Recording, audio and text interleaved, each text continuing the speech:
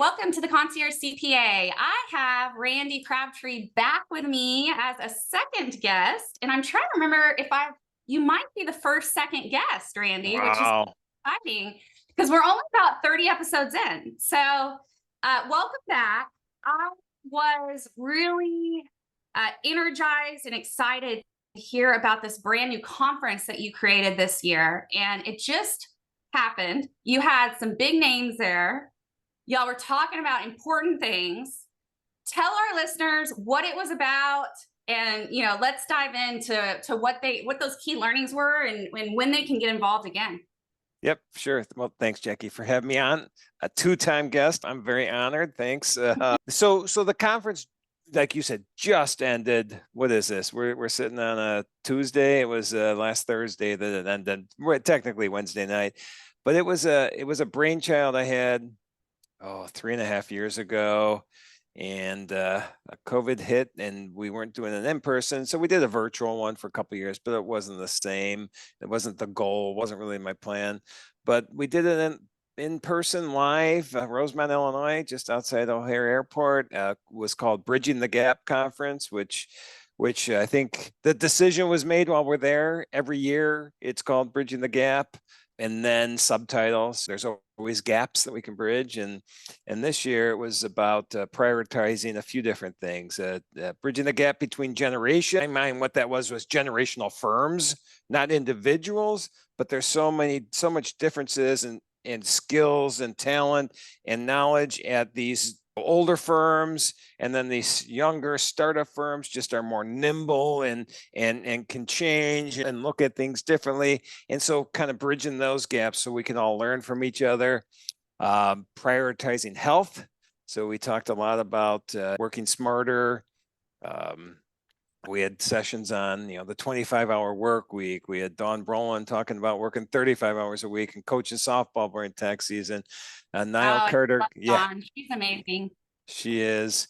Niall Carter Gray talked about taking a vacation during tax season. So we had those types of things, and then everything was all built around finding your success, because what I do shouldn't be what anybody else does. Everybody else has their own ideas on the practice, the firm, the practice, the business they want to build. And so those were the three main themes, and we had a lot of great speakers that built off of those three areas. Very cool. And Jason Statz, did he MC it, or what was his role? So Jason had a couple roles. We had a Tuesday, and was this fun. We had a Tuesday evening gala event, and I didn't realize if you call it a gala event, everybody gets all excited because they get all dressed up. But I found out before we got there that was the plan. So we had people in unbelievable, great outfits, some for fun, some for, just looking great. But it was a gala event. We had a red carpet, so people were getting interviewed as they walked into the event, that we're going to be sharing those videos. And then Jason, what he did along with John Garrett is emceed an award show that we put together during the event. So they ran about 45-minute, an hour award show, and John and Jason crushed it. I mean, it was so funny. They did an awesome job. That's great. Very cool. So you talked about, let's go back for a second and recap a little bit about what Dawn was talking about and kind of key insights, because I think she just published a book, right? Because I've seen her on tour for that book. She's got a couple books. She's got the Designated Motivator for Accountants, which I think is what she was doing this past week at a BMW event, signing that book. Then she and I were both co-authors with about 6 other people on another advisory book that just came out. So it could have been that book as well. So okay, tell me more about that book. Yeah, so it would be good if I knew the name of it off the top of my head, but it's something about creating an advisory service. You know what? While you're asking another question, I will try to look it up and see if I can remember. It is on Amazon. I know that. We'll figure out. But it's It's about building an advisory practice, is what it is. And there was about 8 of us that I think contributed chapters to the book. Oh, and so who else was involved in that book? Eric Green, I think, spearheaded it. Um, Dawn Brolin. I got it. The There you Insider's go. Guide to Accounting Advisory Success 2023. You got it. Nice. Oh, you've got a great lineup here. Oh, we've got Amy Vetters, one of my mentors for Tax One IQ. We've got Sean Duncan, who is my, little nemesis BFF. We were in 40 Under 40 together. Well, he's not under 40, but he came to the He's an old guy. For some reason, we had a lot of people not under 40 in the 40 Under 40 thing at AICT Engage this year. And we kind of just joked a bunch, and he's always got great insights. And then you've got, Sharon Fuller, she's amazing. You've got Paul from RC Reports. Yep. That's an awesome lineup. I love it. Oh gosh, and you've got Michelle Weinstein, who's my good friend. So yeah, the pitch queen, is that what she calls herself? The pitch queen. That is so cool. Okay. Yeah, I've been hearing a lot about Eric Green, and maybe getting connected with him because he's running that whole like IRS representation group that seems to be killing it. Yep. Tax Rep Network. That's what it's called. Eric's great. I've just met Eric over the last year or so, but really enjoyed every conversation I've had with them, and good guy. And all those people, I think I've met them all on that book. So that's pretty cool. Yeah, that is cool. And then Nio, you said, what was her topic? Let's hear more about hers, because she's always a good speaker. Oh, so she is a great speaker, and she was talking about taking a vacation during tax season. And it wasn't necessarily just, hey, I can take a vacation during tax season. It was this whole mindset of, hey, let's not be crazy, tie ourselves to the desk. So let's allow ourselves to have a life, even though it's tax season. And so she did that, and she did great. And Dawn was similar too. Change your mindset, change your life. She talked about her whole journey from starting her firm 2+ decades ago, and her obstacles that got in her way, where she got in her own way, and then how she got to where she is today, working 35 hours a week during tax season and coaching softball. Gotcha. Now, how did she get in her own way? Y'all tend to do that, right? But what do you think was her blocker? I think it's very common with all of us is we basically just want, when we start a firm, we just want clients. We don't really have any intention other than, hey, I need another client. I need someone that's going to pay me.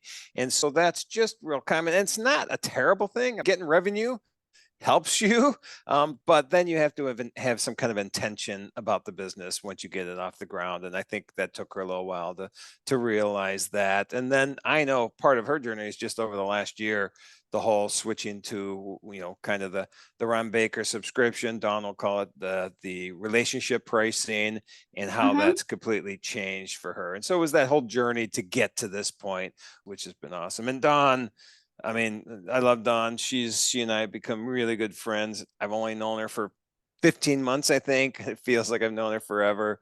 But I was originally going to be our keynote first speaker at our event. And I've seen Dawn talk before, but she did a session at Scaling New Heights that knocked it out of the universe. It was unbelievably great session. And as soon as I saw her do that, and I walked out in the hall, and she just happened to be out there. The program was still going on, but I had to go get on a call. I saw her out there, and I said, I can't even look at you because I'm going to cry right now, because what you just did was amazing. And right then and there, I knew I'm not our keynote. Dawn's going to be our keynote. Oh, that's amazing. I love that. But you did still speak, right? I did a lot of, I did an intro. Here's why we're doing this. Here's the point. Here's that brainchild I had, whether good or bad or ugly, whatever it was, this is what it was. And then I did a lot of introducing of speakers. But the cool thing while I was there, and why I didn't sit in a ton of the sessions, I think I interviewed about 11 different individuals.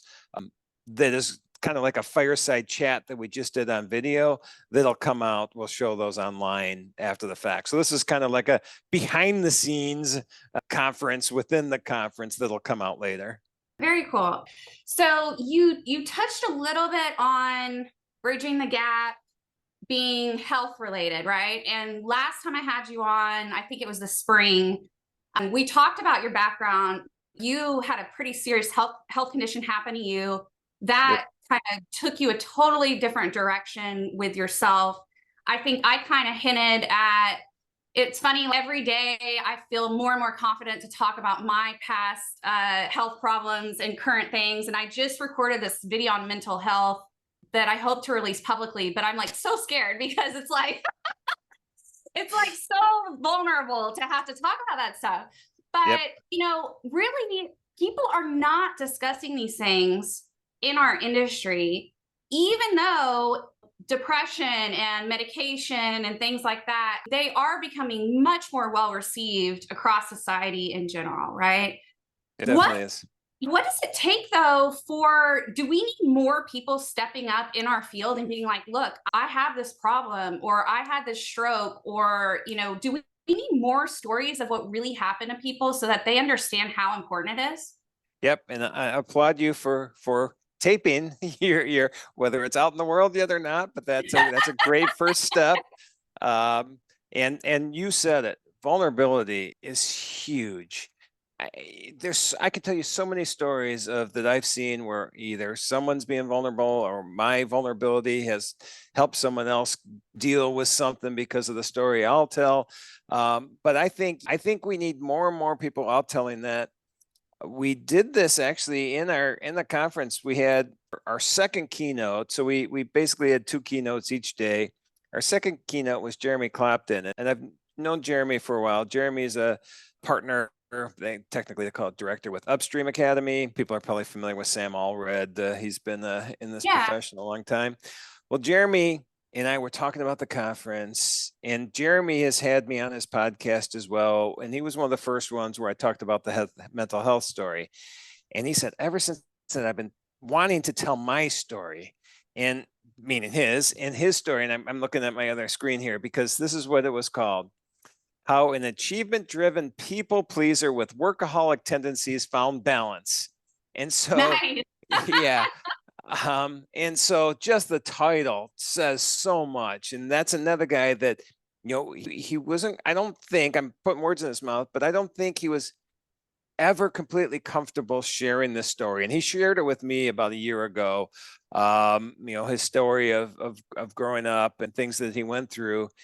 And he was so excited that he finally had a platform to tell the story.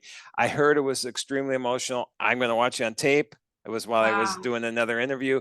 I heard it was really emotional, but that vulnerability, like you said, vulnerability, it's hard, but once you do it, the benefits that you see, the lives that you see affected by sharing your own story has just been amazing. And I'm really looking forward to watching the Jeremy story.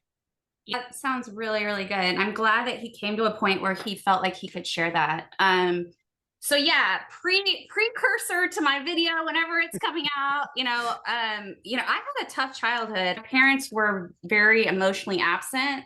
They were divorced when I was young, and my mom had schizophrenia and a lot of mental disorders. And unfortunately, the brunt of that got taken out on my sister. She has a lot of health issues. She's in the hospital as we speak, actually. But, that caused me to have major depressive disorder since I was 9. It's all I've lived with in my whole life. And people don't realize this about me because I'm so passionate about our industry and what we do. And I have such a passion for it. I don't show that side of me, but I have serious chronic fatigue. I have to sleep at least 12 hours somehow in a day, or else I'm wonky as can be. So, I think that I'm hoping that the more that I share from that, more people will identify with it, because there's 3 out of 10 of us, I believe, that struggle with depression or a mental disorder of some sort. Oh, yeah. And we need to be talking about it more, because I try to focus on, tax advisory is the new best thing to do. Move to tax advisor, it'll solve all your problems. But I think I need to be a little more direct with it. This is going to help you fix any mental problems you have. This is going to give you back the life that you deserve. And because accountants are hard-headed, man, aren't they? Oh, yeah. We have these mindset, and we have these ideas in our head, this mindset that, this is the way it's always been, and this is the way we have to do it. And like you're just saying with advisory, you could be so much more effective. Your clients are going to you see this benefit that you are giving to them with your advisory services, and you're going to be able to charge more because they're going to get more out of it. They're going to see the value of it. You can charge more, you can work less, you can take that vacation during tax season, you can work the 35 hours a week, you could do that. And so, yeah, I think your message and your product that you're putting out there is a really great tool to help people's mental health within the profession. We'll keep fighting towards that. And I appreciate having people like you that are, have the same goals out there. But yeah, okay. So who else talked and what were some amazing things that happened at the conference? So the speaking role was just out of this world. And I'm so blessed that I don't know how this happened. Like I got to meet you. This is unbelievable. All these amazing people in this profession that I've got to meet really over the last handful of years. And every single one of them that I reached out to and said, hey, would you be able to present here? Said yes. And I'm just in awe that happens. But I mean, Terrell Turner, that guy just, Yeah. Oh, okay. yeah, he's just, I love Terrell. I hang out with him every chance I get. But he did a session on From Broad to Brilliant, crafting a laser focused accounting firm. So kind of niche focus, which I think is extremely important. He also was on a panel with Alnisha Jones and Dawn Brolin. And who moderated that? Seth Feinberg, which was designing the firm of your dreams. Again, let's not do cookie cutter. Let's figure out what we want to do and what our passion is. And so Terrell was a huge part of it. I actually think he was on another panel as well, a marketing panel, which was pretty cool. So Terrell's one that I really enjoyed. All of them I enjoyed. I'll tell you, sorry, I'm going to ramble for a second. So, Okay. so one of my favorite sessions that I came up with, that sounds weird. Came up. I guess I did, but we all worked together on this. But one of the very first panels I thought about, and you and I were talking about this. Honestly, I don't know if it was after we hit record or before we hit record. See, we just have so much fun. I don't know when the fun started. It started from the second we got on Zoom here. Exactly. It was the generations panel, and I kind of explained generations earlier, but this panel was 3 different firm sizes. Jackie Cordello runs GRF. I don't know, they're like $40 or $50 million firm, been around for 50 years. Chase Berkey, who made a pivot in this firm 4 years ago. They were 4 people, and now they're 120 people and 12 million or something like that. And then Yeah. Duke Alexander Moore, who I love Duke. I don't know if you know Duke, but he's like 3.5 million followers on TikTok. Just a really cool guy in his late 20s. So Duke's late 30s. I mean, Duke's late 20s, Chase's late 30s, and just been in the business for a while. I don't know Jackie's age. I'm not going to say it. But she runs an older firm was the point. Not that and she's younger than me for sure. But that panel talking about how these 3 different generational firms look at things and how they look at developing businesses and how they look at their tech stack and how they look at marketing and all these things. And they all had such unique, innovative things they were doing at all these different firm levels. And just seeing that at different firm levels was so cool. That is awesome. Yeah, I don't think I've met Duke. I want to for sure. He looks very friendly on the webpage. And same with Terrell. I keep hearing about him, but I don't think I've actually met him. So we'll definitely have to kind of reach out, see what they're up to and how they're innovating. Maybe I can have them as a podcast guest. That would be super cool. And then let me know. I just talked to Amy Vetter, and she said all went well, but I didn't get to actually talk to her about the details of her session. I know she likes to bring yoga and all kinds of stuff into her sessions, right? Yep. So Amy was there 2 sessions. She did one on, based on her book, Disconnect to Connect. So it was based on her new book. And then she had a 3rd session, which is kind of a book discussion where a small group, people went in, they all talked about the book. Amy was there, signing books and talking. And then originally we talked to Amy about running yoga at the conference, but she was going to be busy and attending sessions. And so a wellness room that was running the entire conference. So both days from 7 a.m. till 4 p.m. We had a wellness room that was run by a yogi, and there was different sessions every 45 minutes. It was yoga, it was mindfulness, it was sound therapy, it was meditation, it was, even just table set up for coloring and puzzles and just this, relaxation methods that you could do. And it was a big hit. People just were so excited that we had that option for them. Yeah, I was just doing I mainly from home, but when I have like someone come in town for a strategy meeting or something, I had one last Friday and I rented out. It wasn't WeWorks, was struggling big time. It was, one of those co-working spaces. I was like, why do these co-working spaces not have hourly meditation, yoga, Yeah. workout? Oh yeah. What's happening? Like that's what people want, right? They want the community, they want to get exercise and health benefits. But of course, I'm not going to be the one to create it because I got way too much other stuff on my plate. So if anyone's listening, you do that and let us know. We'll the space wellness The Meyer method. initiative, The the Meyer Meyer method. method. Hey, Yeah. see, much better at these marketing things than me. um, you just said something. Oh, you said community. That was a huge part of this. The community kept coming up over and over. We need this community. This is a cool community. That's such great part of being a community like this. Now, we as a profession are a community, and we have all these great people in it. But this seemed to be almost the change agent community a little bit. It was like everybody here is trying to do things different, trying to not be status quo, trying to be the same firm. Accounting hasn't changed in whatever. Somebody said 80 years. We're doing the same thing today we're doing 80 years ago. And so this that was there, a lot of these speaker standpoint and attendee standpoint were the individuals that are trying to break that mold. Let's see how we do things different. Let's this profession forward and out of the dark ages. I guess that's what you call Right. it.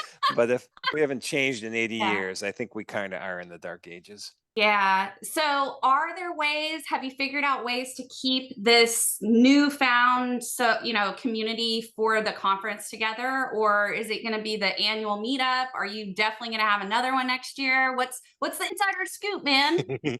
Well, so none of this is official. We haven't even met since the end of the conference yet. We were talking at the conference because the original thought was, can we do this again? Because it was so much work. I mean, and Yeah. honestly, I never thought it could live up to the expectations that I had set for it, because I mind it had to be perfect. It had to do this. It had to meet that. It had to help people change. It had to be mounted. All these things, and somehow, no, it's not somehow, because of our marketing department and the attendees, it exceeded my expectations. And from that standpoint, I think we would be in big trouble if we didn't do it again.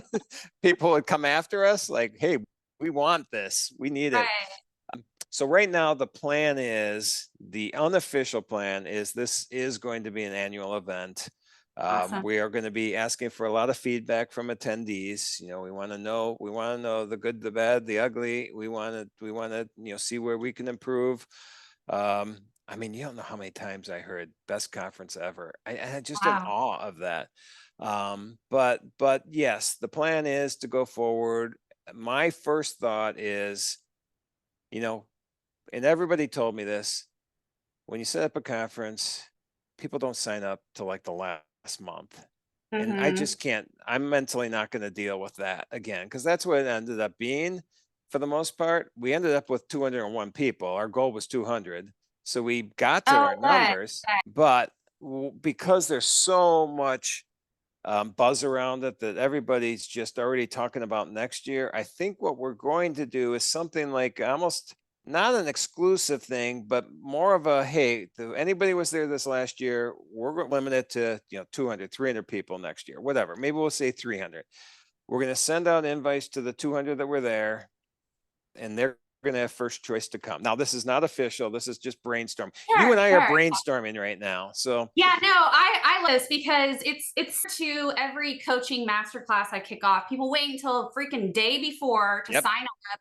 Yep. And you've got to fill 20 spots in this high ticket class, and you're just Right. like sweating, and I hate it. So I do too. anything that can, get people to move forward earlier, I think that's a really good idea. I think focusing on the exclusivity, and then maybe, throwing a little bit of a discount on it. I don't think accountants actually go that hard on discounts. They're more about just being last minute people. Yep. No, it's true. I agree. That's what I saw. I saw that for sure. Because Yeah. we were, and our price was pretty cheap, reasonable. What's the right word? $649 early bird, $799 full. And I didn't think that was outrageous. Mhm. It may have to go up next year too, because our cost well exceeded what we, thought they were going Okay, to yeah, be. I wasn't going to ask that, but from who's hosted two mini conferences, I realized how costly they are. The attendees never understand that you're not making like any money off of this, and you've just dedicated your entire life to it for like 4 months or something, right? Yep. So kudos to you for that side of it, because people don't think about it at all, and it's so much work. Oh, it is done. We had 6-person marketing team, 6 people full-time, not counting me, and pretty much everything everybody did for the last 6 months, it seems like, is just conference. But that's, I think, why it off so good. And community is what I was saying. The community part of it was such a key thing. Meeting new people. I was so happy that, there's a group of, for, I don't know the right term, but influencers that were there. And concern was that, are they going to be their own thing and people aren't going to be able to get to know them? Because people were coming to meet, Don Brolin. They were coming to meet, in addition, Jason Stats, John Garrett, all these people that they, what was it? One person quoted, said, "Hey, it was my LinkedIn come to life, my LinkedIn feed coming to life." And so they were there to meet those people. But I had so many first time, not even our conference, first conference attendees come up to me and said, thanking me, and how great it was that everybody was so friendly, and how people went out of their way to introduce themselves and get to know new people. And so the community aspect of it was just gigantic to me. That's amazing. Like when you said that everyone was like forward thinking, and I was like, man, I want to know all those people. Yeah. So maybe I'll get on a sponsorship next year that I'll be able to get to know everybody. But yeah, that's really neat, because it's hard to find 200 plus people that are all thinking we need to change, we need to do this different, or I'm not gonna, go with the status quo, right? Oh yeah. Yep. And partly it was just, like I said before, I got to meet all these people in the last few years. I knew who the people were thinking different. I mean, Chase Berkey, who's building a firm that, like I said, went from 4 people 4 years ago to 120 people now, or whatever it is, because they have a 5 or 6 person leadership team that all they do is concentrate on running the business, not client facing. And so Wow. looking at that, Elnisha Jones, who started her business because after years of being in Big Four, realized that's not the life she wanted, and working mother, and realized that she wanted to be a place where working mothers could go and have family time and still work. And so they work 4 days a week. They make sure that, they don't work weekends, they don't work Fridays. She designed her firm that way. Just all these cool stories that people get to share. That was so much fun. For sure. Yeah. Oh, I see Geraldine Carter. So Oh her yeah. and Air group together, which is a lot of fun. I'm interviewing her pretty soon on the podcast. Oh, Kelly Parks, she's the best. Yep. Love her. And then I see, so Kimberly Ellison Taylor and Amy Vetter are both going to be, believe it or not, the of September is International Equal Pay. No, the 18th of September is International Equal Pay Day. So I decided to form a little panel with like some of the top 50 women, and they're on it. And I'm so Nice. excited to talk to them about, where they came from, and where, what they're doing to influence everybody now. So that's really neat. Yeah. Amy and Geraldine, you said on that panel? It's actually Kimberly Ellison Oh, Taylor Kimberly. Okay. and Amy Vetter, because they both won top 50 women in accounting at AICP Engage. And then Yep. I've got a few other of the top 50, and then Gail Perry, who Oh, Gail was there. Gail was at the Yeah. Gail was at the conference too. Very cool. Yeah, I love Gail. She's amazing. Yeah. Yeah, it's the first time I met her, but it was very nice to meet her. Yeah, so I'm looking at the list now too. So we had one panel.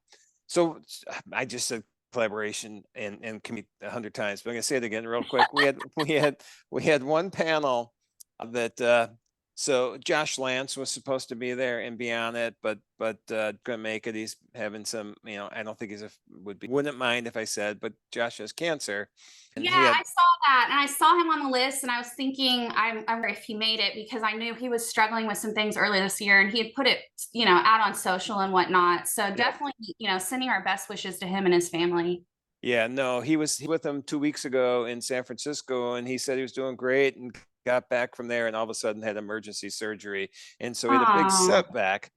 But okay. we had a panel that he was supposed to be on, which was, how do I run an accounting practice? And it was with him and Scott Scarano and Kenji Kuramoto. And pivoted because Josh couldn't be on there. We added Dan Luthi and Kristen Keats to that panel because Dan and Kristen and Kenji all have been helping Josh and his firm while he's been dealing with his medical Oh, issues. wow. And so it became how we run an accounting practice basically while we're absent as well, and community support and help that we have for each other. So it was cool that they could step in, and Josh gave us his okay that we could talk about what he's going through in that. And so I was in the kickoff of the conference. I was up on stage, obviously, saying what we're doing and everything. And I was a selfie video.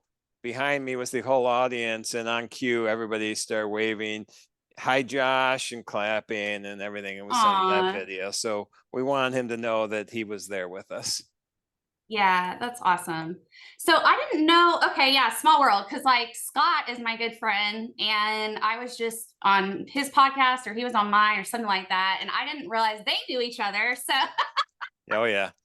I love Scott. Like, man, like I would be a rapper in a second if I could do that, but that's not my thing. He performed twice at the show at the conference too. He wrote a rap specifically for the conference that he and I Oh yeah, he like video. produced it. It was like a whole production, Oh right? yeah. Yeah. Oh yeah. It was we taped taped it. I'm aging myself again. So we Speaking of old age. we recorded. I gotta get with it. We recorded it out in San Francisco and Denver about 3 weeks ago, 2 different spots, and then his editor did a great job. So he did that, and then he did another one he wrote like last second for the conference. So he did that. So we did a bunch of fun stuff. That show we did, oh man, like I said, Jason and John just crushed it. And then I told them beforehand, I said, hey, just so you know, this show's going to make or break the conference. No pressure on you, but you guys got to crush it. And I knew they would, and did a great job. Yeah, that's great. Very cool. Okay. Well, maybe, I don't know, is Scott's video, is it out on like YouTube? How can people watch that? So he has clips on right now on LinkedIn Okay. that you could see like minute at a time. I have the full video. I got to ask him what he wants me to do with it.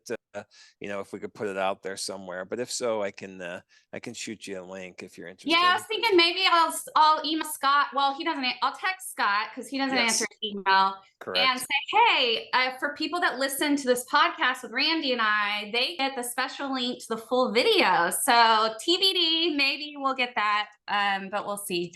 I think we will. All right.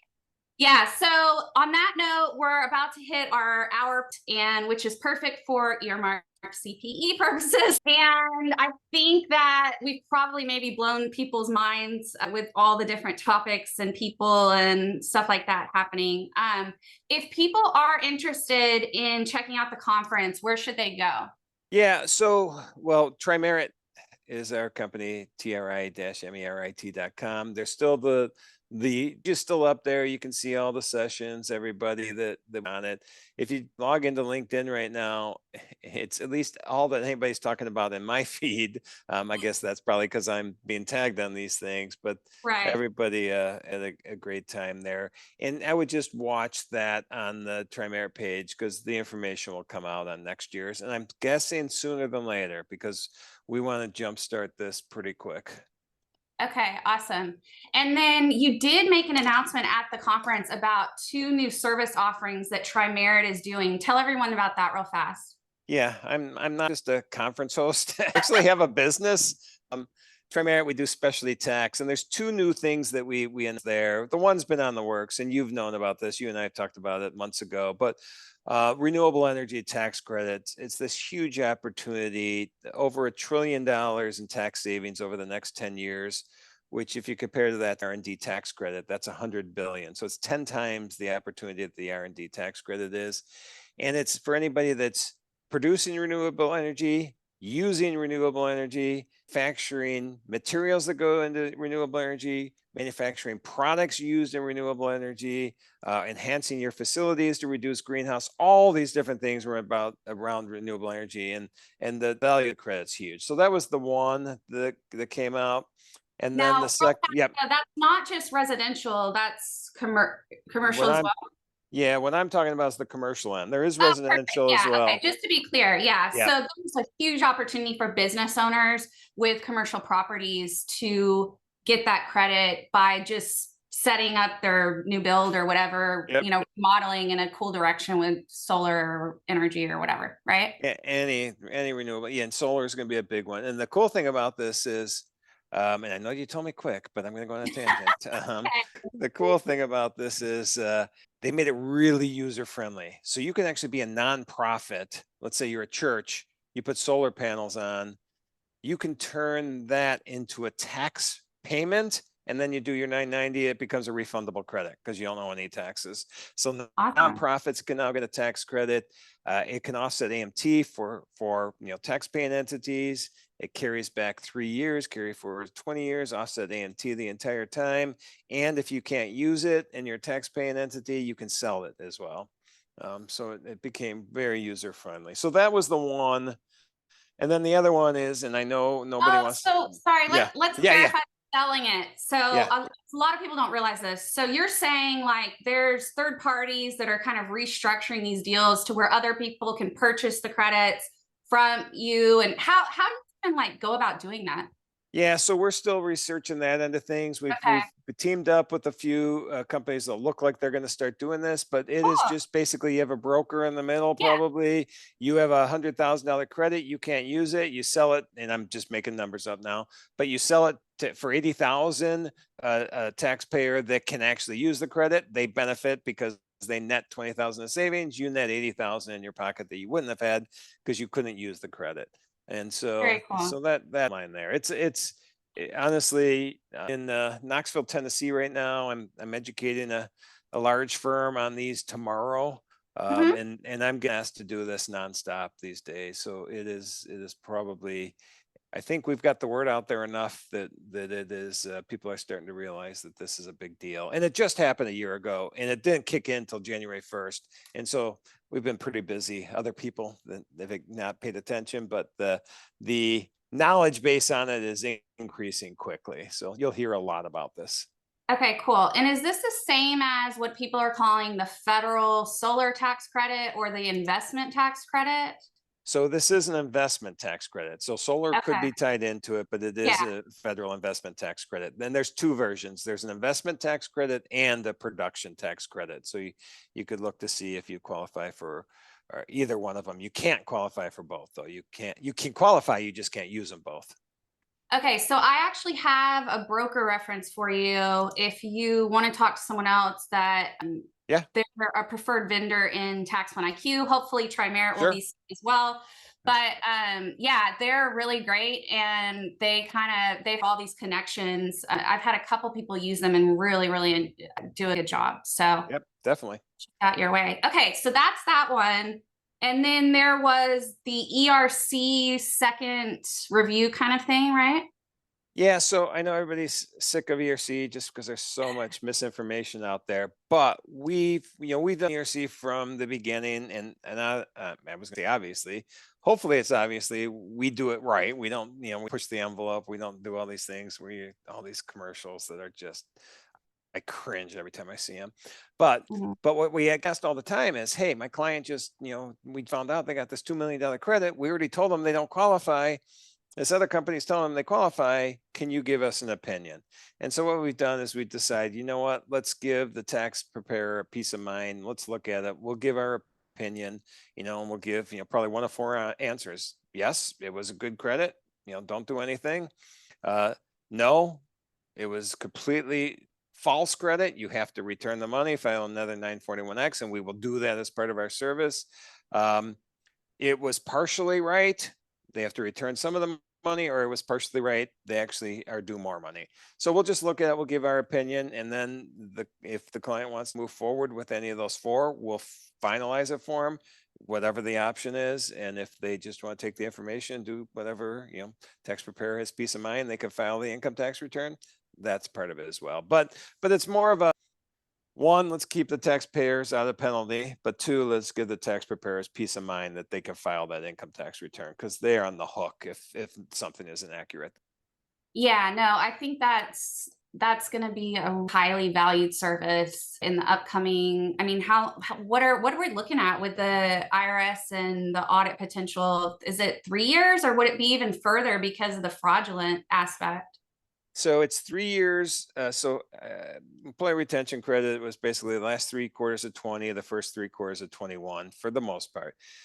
There was the last quarter of 21 for certain clients. So there's a 3-year statute on the first 5 quarters of ERC. In the last 2 quarters, there's a 5-year statute. So that can be audited by the IRS for up to 5 years.